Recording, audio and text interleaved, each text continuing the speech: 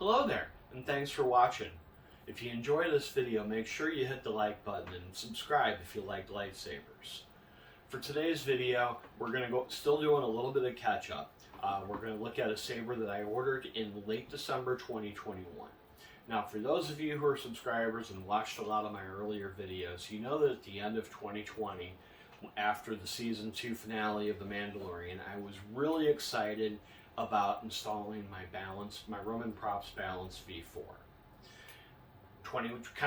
Tiptoed into 2021. I got my parts list together for that and any other projects that I was going to be working on throughout the year.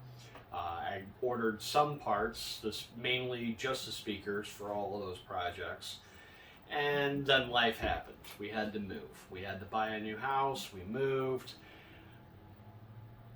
Time passes on, we get into late 2021, and I still haven't even unpacked any of my installation stuff. But I wanted to go ahead wanted to get my Luke Skywalker saber up and running. So rather than install my Balance V4, I broke one of my rules that I've had since 2019 when I installed my Graflex back here, and that is I bought a pre-installed saber. Mystery boxes and Black Series sabers obviously don't apply. But I did decide on an 89 Sabers Hero Supreme from Korbanth, and we're going to take a look at that today. Alright, let's take a look at this thing. One thing that I really like about this is that it's more accurate to the Return of the Jedi than the Balance V4 is. The Balance V4 is more based off of The Last Jedi. You've got the uneven rings here, the coloring of the neck, and just all around this is actually more accurate. Now I do know that the 7 Chambers Magic and Myth is actually considered to be the most accurate one, but once again, I didn't have my install table set up at the time, and I was looking to avoid doing an installation. And that brings me to another big point on buying this one from Korbanth, is that this is my first Proffie saber. Let's go ahead and remove the pommel. So out of the box, you have both the static pommel, or the vented pommel, and the static pommel. Now the static pommel actually does have a single hole in it, and I have found that the speaker is plenty loud enough to where I've never even used this. And it also has, there's 2 different chassis that they come with on these. One actually has just the removable battery like the one that I have. The other one actually has the board included on there. I was really hoping to get that one just for the sake of keeping things simple, but this is the one that I wound up with. It's got a little groove on here that fits on the inner part of the chassis to keep it from twisting or turning when you're tightening the pommel down.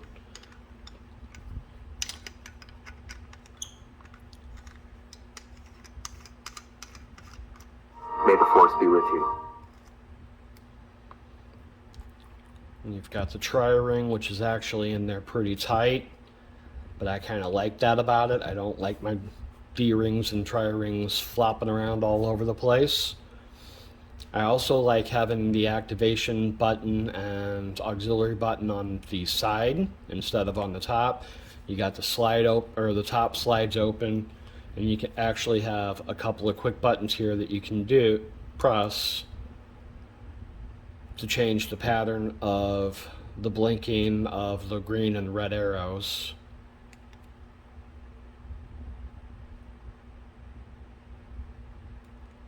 And then one more press and it just leaves it on static. So that's kind of neat right there. I do have to admit that when it comes to using this, I'm used to having my buttons on the activation buttons and auxiliary buttons on the top, so it's taken some getting used to with that. But this is one that I, primarily a display. I do take it out and use it, take it out in the yard and use it every once in a while, but not very often. Going forward, we've got the Proffie board in the upper section.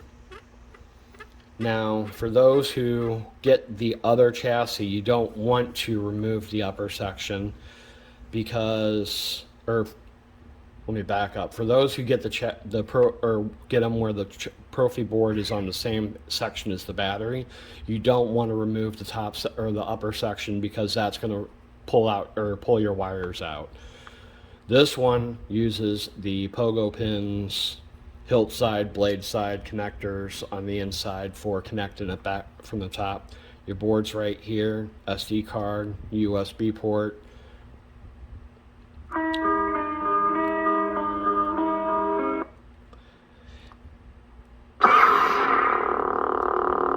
Pixels on the card. That's one thing that I do have a slight problem with this one, and I'm going to go ahead and point that out now, is that sometimes this front button won't rebound, especially if I kind of off to the side. It just sort of stays back and stays in the hold position and does the things that it does the functions that it would do if you hold that down. I'm wondering if that might actually possibly have to do with the heat and humidity here, because it's not something I had a problem with right away. But I've noticed that since the last time I did a card change. One other thing, when this was originally configured, the activation button was the rear button and the auxiliary button was the front button. That's totally the opposite. Just a quick question on the Proffie support group on Facebook, and I was able to find and make the changes on the config file there. That was one thing too. I actually sent a lot of emails back and forth with Randy from Korbanth, and they were very, very protective of not wanting an inexperienced user to make any changes to the Proffie board. They're like, yeah, you can try to do it. If you mess it up, then we can help you with that, but it's going to be an extra charge. Now, I spent hours and hours watching videos. I wasn't going to enter into this lightly. I did the same type of research and studying that I did before I started using any of my other boards, and I haven't had any problems with it. Let's move on up to the emitter section. You've got the static emitter. And inside the emitter section, underneath the emitter itself, you actually have your blade retention screws. Now this one only came with one. It already had the holes there for all three of them, but it only came with one. And that one, actually, the original one was kind of stripping out from the very beginning. So I went ahead and replaced that one, and when I did that, I added the other two. It does add a lot of blade stability, and I like that. The other emitter that you get is you get the emitter with the hole in it for when you've got your blade, and it also comes with a blade plug that fits in for that as well, so that I guess for a quick change, if you want to replace the blade, I'm not sure. I haven't used this one. I've only used this with the blade, this one without the blade. I'm happy with that. I'm going to go ahead and pause real quick while I get the blade. All right, we've got the blade installed on it. Now this is a 34.5-inch neopixel blade from PCB all the way to the very tip.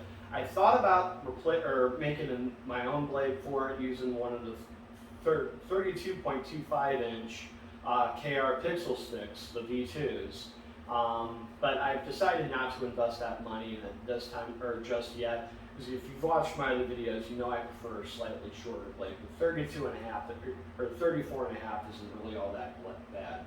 We've got a nice, I believe this font is called the Rescue. It didn't come originally on here.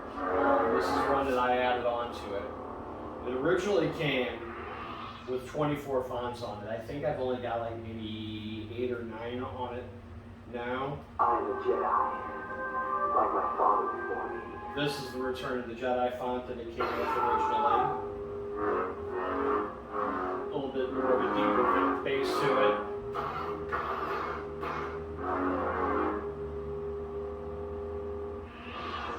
And having a little bit of trouble with that button sticking to that. I'm thinking that it's got to have something to do with humidity. The Force is with you, young Skywalker. But you are not a Jedi yet. Return of the Jedi. Or not Return of the Jedi. Empire Strikes Back. So we're rotoscoping blade. A lot of flicker to it. I really like it. That's one thing that I'm really impressed with the Proffie board is the different blade styles that they have. Lord Vader. I've really gotten that. We've got Rogue Vader. Very ominous.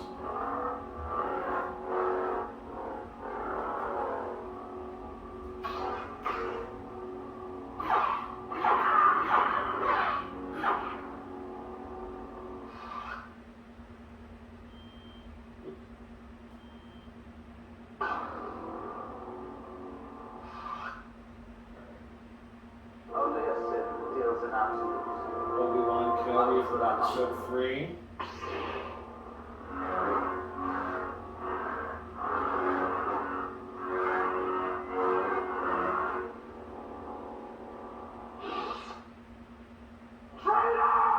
We've got the Kylo Ren font, which I did change the color to green. It was kind of an experimental, just to have an unstable Luke Skywalker lightsaber.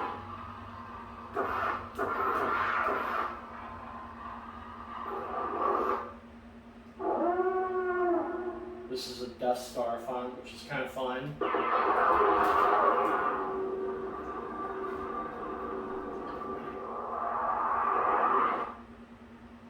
Ahsoka Tano!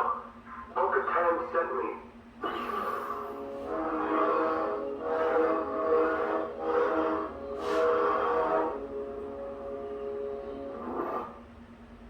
These aren't the droids you're looking for. Rainbow font.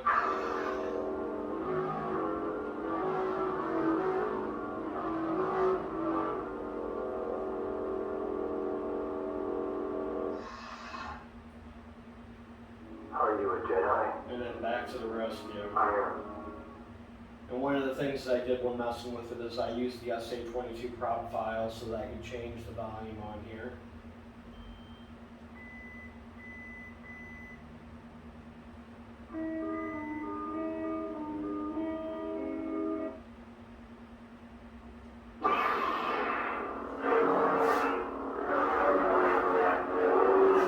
Static pommel, still plenty loud. Very impressed with the Proffie board, very happy with it.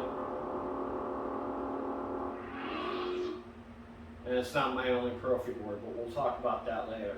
Let's go take a look at it on display. Alright, and let's go ahead and just take one last look at this Saber here on display. I've actually got it on a floating shelf. And I bought a Sideshow Collectibles 1/6 scale Return of the Jedi Luke Skywalker. Especially for this beautiful saber. And it makes a really nice display there with my Vintage Collection figures and my Black Series figures as well.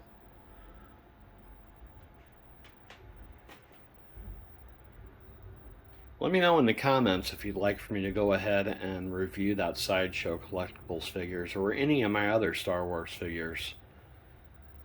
Once again, thanks for watching. Hit that like button and subscribe.